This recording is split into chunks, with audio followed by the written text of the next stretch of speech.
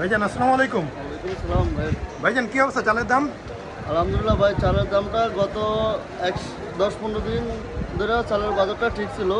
গত 3-4 দিন ধরে হঠাৎ চালের বাজারটা আবার ঊর্ধ্বমুখী। প্রতিটা চালে কোয়ালিটি বুঝি 2 টাকা 3 টাকা চালের কেজি প্রতি বেড়ে গেছে।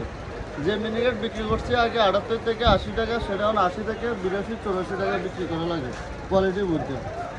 তারপর আটাশ চাল হলো 58 থেকে 60 টাকা বিক্রি করতে হয়। তারপর বিয়ের আটাশ যেটা বলি ওটা হলো 60 থেকে 62 টাকা বিক্রি করতে হয়। তারপর নাজির চাল হলো আপনার 74 থেকে 94 পর্যন্ত কোয়ালিটি বুঝে। নাজির অনেকগুলো আছে তো সেই জন্য ওই হিসাবে বিক্রি করতে হয়। তারপর চিনি গুঁড়াটা সব চাল কোয়ালিটি বুঝে, সব চালের দাম হঠাৎ চালের বাজারটা বেড়ে গেছে। আচ্ছা, পোলাও চালের দাম কেমন?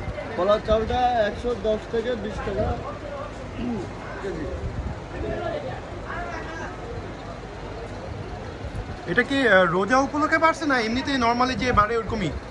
এমনি নর্মালি তো রোজার উপলক্ষে হিসাবে আমরা প্রতি বছরে দেখছি এই টাইমে চালের বাজারটা একটু কম থাকে, কিন্তু এবারকে একদম ভিন্ন। এবারকার চালের বাজারটা একদম আসলে হয়তো বলতে হয় এটা সিন্ডিকেটের ব্যবসায় হইতে আছে, কারণ এই সময় চালের দাম বাড়ে না, এই সময় চালের দামটা কম থাকে। মানে এটা এবারই প্রথম মানে বেড়ে গেছে রোজার আগে আগে। আচ্ছা, থ্যাংক ইউ ভাই।